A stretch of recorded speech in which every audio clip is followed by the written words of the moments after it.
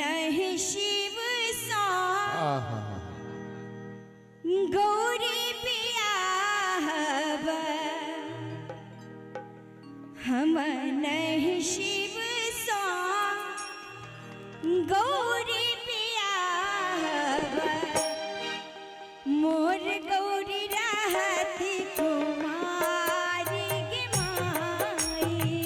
मोर गौरी रहती कुमारी गे माई हम नहीं शिव सा गौरी बियाहब हम नहीं शिव सा गौरी बियाहब मोर गौरी रहती कुमारी गे माई मोर गौरी रहती कुमारी गे माई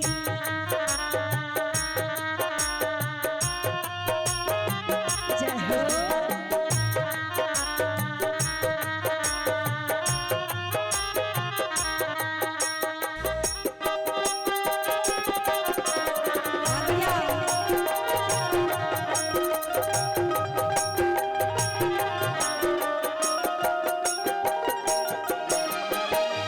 गालो चुत कला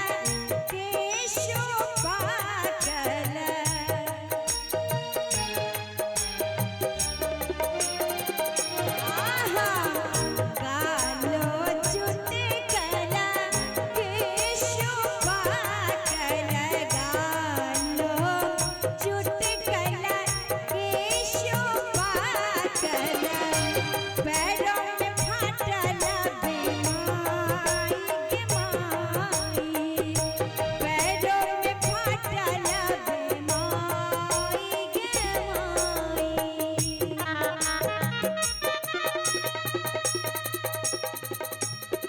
बहुत बढ़िया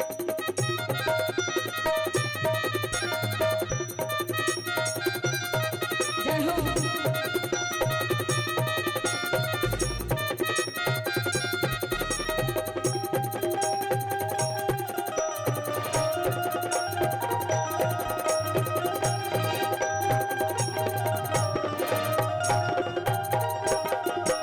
भूत प्रेत बड़ी याति आनलनी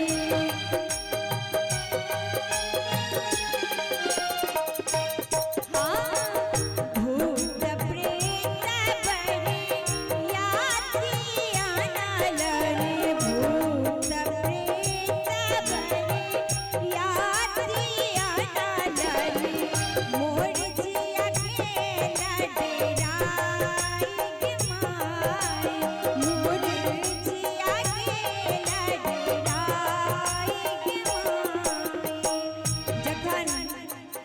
एहन बर आबि गेलनि घर तऽ मैना रानी की कहै छथिन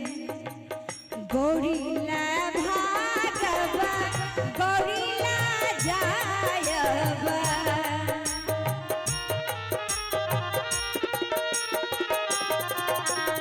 गौरी लाए भागब गौरी ला जायब गौरी लाए नैहरा परब गे माई गौरी लाए नैहरा परब गे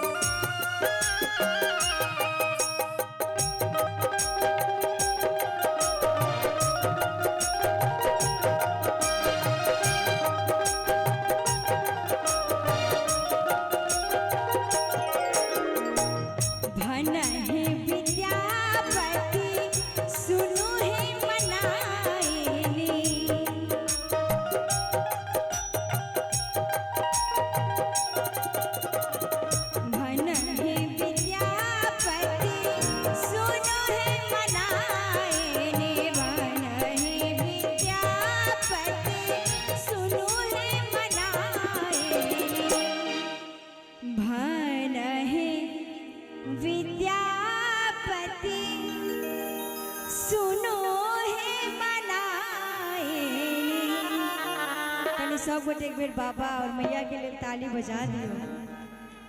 इम्हर रहू सब कनी ताली बजा कर ई होती कति भुवन नाथ के माई, ई होती कति भुवन नाथ के माई। हम नहीं शिव सा गौरी पिया,